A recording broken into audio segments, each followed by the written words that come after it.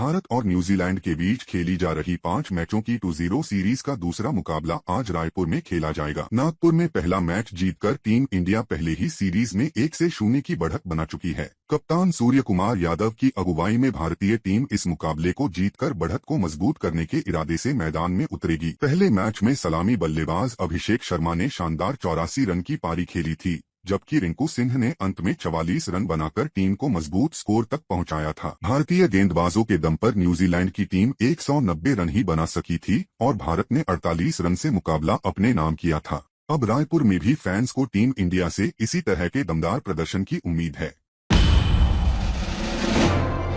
जम्मू कश्मीर के शोपियां जिले में भारी बर्फबारी के बाद हालात मुश्किल हो गए हैं। सड़कों पर मोटी बर्फ की परत जमने से यातायात बुरी तरह प्रभावित हुआ है और कई रास्ते फिसलन भरे हो गए हैं। प्रशासन और सीमा सड़क संगठन की टीमें लगातार बर्फ हटाने में जुटी हुई हैं ताकि हाईवे और प्रमुख सड़कों को जल्द से जल्द खोला जा सके। अधिकारियों के मुताबिक मौसम की स्थिति पर लगातार नजर रखी जा रही है और जैसे ही मौसम अनुकूल होगा सड़कें पूरी तरह बहाल कर दी जाएंगी। इस बीच प्रशासन ने यात्रियों और स्थानीय लोगों से अपील की है कि वे बिना जरूरी कारण यात्रा न करें और फिसलन को देखते हुए पूरी सावधानी बरतें।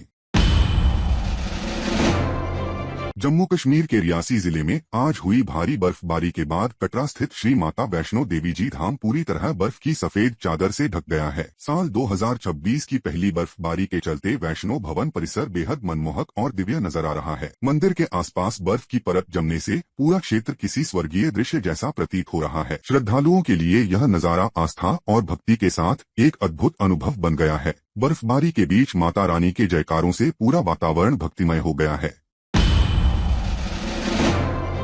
भगवान श्री कृष्ण और राधा रानी की लीला भूमि वृंदावन में बसंत पंचमी के पावन अवसर पर श्रद्धा और स्थापत्य कला का अद्भुत नजारा देखने को मिला। विश्व प्रसिद्ध शाहजी मंदिर में विशेष रूप से बसंती कक्ष के पट दर्शनार्थियों के लिए खोले गए, जो साल में केवल 2 बार बसंत पंचमी और सावन झूला उत्सव के दौरान ही खुलता है। पूरे कक्ष को बसंती रंग की भव्य सजावट, झाड़ फानूस, बेल्जियम के कांच और दुर्लभ चित्रों से सजाया गया। जैसे ही पट खुले हजारों श्रद्धालुओं ने ठाकुर जी के दर्शन किए। इस दौरान टेढ़े खंभों और मंदिर की ऐतिहासिक नक्काशी श्रद्धालुओं और पर्यटकों के लिए आकर्षण का केंद्र बनी रही। इस मंदिर का निर्माण लखनऊ के निवासी शाह कुंदनलाल व शाह फुंदनलाल साहब ने 1860 में करवाया था। 1858 में दोनों भाई लखनऊ छोड़ के श्री वृंदावन धाम आए। वह अपने निज सेवा के लिए इस मंदिर का भव्य मंदिर का निर्माण प्रारंभ करवाया।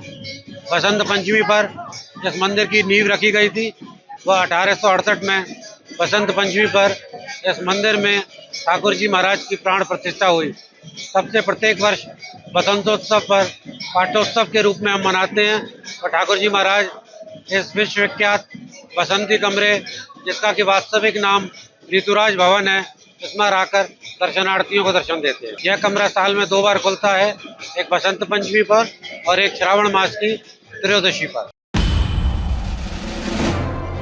महाराष्ट्र के नालासोपारा स्थित वसई विरार शहर में माघी गणपति उत्सव की भव्य शुरुआत हो गई है। शहर के विभिन्न इलाकों में गणपति बाप्पा की स्थापना श्रद्धा और उल्लास के साथ की गई है। मंडलों को आकर्षक और रंग-बिरंगी रोशनी से सजाया गया है, जिससे पूरा शहर भक्तिमय माहौल में डूबा नजर आ रहा है। गणपति पंडालों में दर्शन के लिए श्रद्धालुओं की लंबी कतारें देखने को मिल रही हैं और लोगों में गजब का उत्साह दिखाई दे रहा है। हर पंडाल में भव्य सजावट की गई है और गणपति बाप्पा के जयकारों से पूरा क्षेत्र गूंज उठा है। माघी गणपति उत्सव को लेकर श्रद्धालुओं में खासा उत्साह देखने को मिल रहा है। ये पहले ही होना चाहिए था, क्योंकि बांग्लादेश और पाकिस्तान, आपको पता है, हमारे देश में आतंक फैलाते हुए, अगर हम उनके साथ खेलने की चाह भी करते हैं तो भी गलत है। एक तरफ हमारे जवानों पे हमले होते जा रहे हैं, हमारे देश पे हमले होते जा रहे हैं, बांग्लादेश में हिंदुओं पे अत्याचार हो रहा है, लेकिन यहाँ ICC और BCCI को उनके साथ क्रिकेट खेलना है। तो ICC कौन चलाता है? क्यों नहीं ICC ने पहले ही इस पर कोई कार्रवाई की थी? तो जयशाह ने इस पर सोचा था कि नहीं सोचा था कि वो सब चलता है वहाँ? अभी ये आप ही के सवाल से जो मैं सुन रहा हूँ तारीख पे तारीख, मुझे लगता है जनता में भी यही एक सवाल उठ रहा है कि कब न्याय होगा। Justice delayed is justice denied जो कहते हैं, वो अभी दिखने लगा है महाराष्ट्र में। ये कोई ऐसी MI केस नहीं है, ये केस है 2 पार्टियों की, उसमें से भी हमारी पार्टी का, जिन्होंने पार्टी फोड़ी है, सिंबल चुराया है, नाम चुराया है। ये कॉन्स्टिट्यूशनल केस है, इसका इम्पैक्ट देश की राजनीति पे हो सकता है। और ऐसे ही दिरंगाई करना, ऐसे ही खींचते जाना, ये कितना ठीक है, कितना सही है, मुझे लगता है ये जो न्याय कर रहे हैं वो सोचें।